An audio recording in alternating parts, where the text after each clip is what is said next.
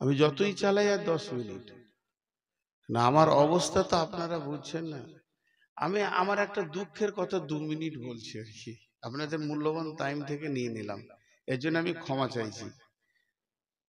আমি যে অসুস্থ এটা কেউ বুঝতে চাইছে না কেন? কালকে জুমা পড়ানোর জন্য কাবিলপুরে না হলো 5 বার ফোন করলে, আমি বললাম আমি দাঁড়াতে পারি না, এই যে বসে 2 ঘন্টা চালিয়ে দিলাম, দাঁড়িয়ে যদি বলেন 10 মিনিট পারবো না। এই দুটো হাঁটু কটকট কটকট করে মনে হবে পোকাতে কাটছে।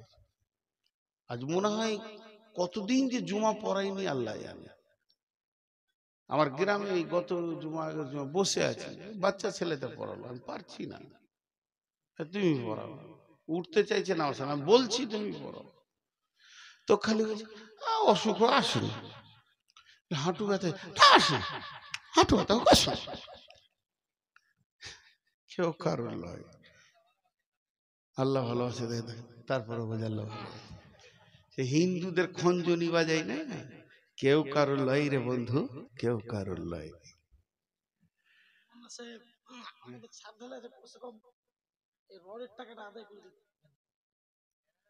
রডের টাকা দেন গো, ছাদ ঢালাই আছে।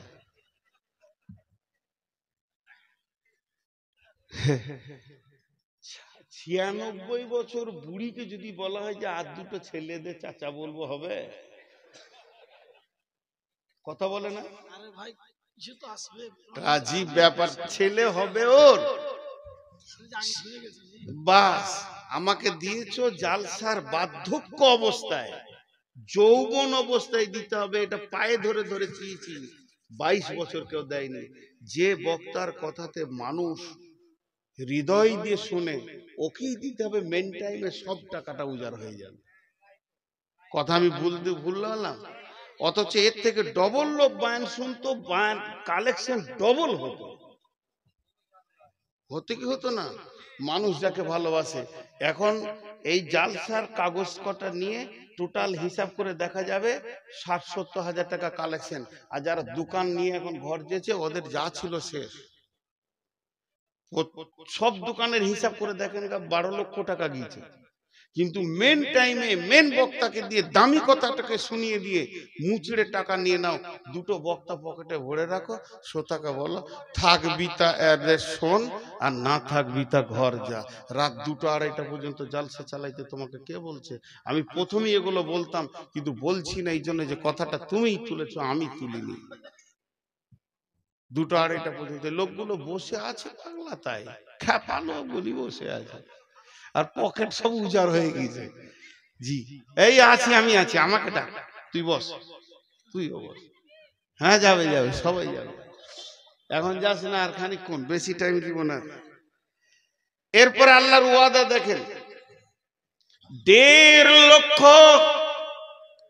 একটা দুটো নয়, 1.5 লক্ষকে নিয়ে বাদশা হেরাক্লিস মুতার প্রান্তে হাজির হয়ে গেছে। আল্লাহর নবী নিয়ে গেছেন কজন? জোরে বলেন। 10,000। বিশ্ব নবী তাবুতে খালি মাথাটা এমনি করে নামাচ্ছেন, একটু চিন্তা করছেন যে 10,000 1.5 লক্ষর মোকাবেলায় কেমন করে লড়বে। বিশ্ব নবীর এই অবস্থা দেখে হযরত উমর গেলেন। হযরত উমর বলছেন, ইয়া রাসূলুল্লাহ, ইয়া হাবিবাল্লাহ, আপনাকে চিন্তা যুক্ত লাগছে। নবীজি বলছেন, উমর রে, আজকের ময়দানের খেলটা কেমন হবে? রিজালকে আনবে, পতাকাকে তুলবে, ইসলামের পতাকা উঠবে না বেঈমানদের পতাকা উঠবে? হযরত উমর কাপড়ের আগালটা ধরে এমনি করে একটু টান মেরে বলছেন, ইয়া রাসূলুল্লাহ, আপনার 10,000 সাহাবীর ভিতরে 9,999কে রেস্ট নিতে বলেন, আমি একাই দেখছি। 1.5 লক্ষকে ময়দান ছাড়িয়ে দেব, একটা বাঘের হুঙ্কারে 1.5 লক্ষ ভেড়া রাস্তা খুঁজে পাবে না, কোন দিকে দৌড় মারবে?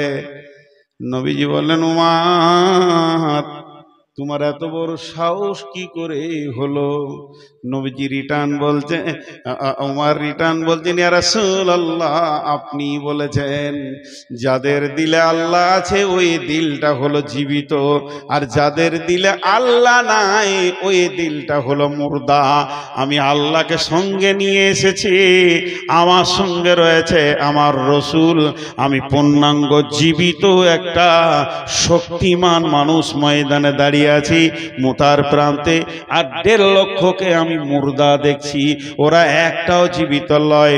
যখনই যুদ্ধের মহড়া শুরু হলো, 1.5 লক্ষকে ময়দান ছাড়িয়ে দিয়ে বাদশাহ হিরাক্লিয়াস একবারে রাজপ্রাসাদে নিয়ে সোনার মুকুটটাকে তুলে নিয়ে এসে মসজিদে নববীর বাইতুল মালে ছুঁড়ে ফেলে দিলেন।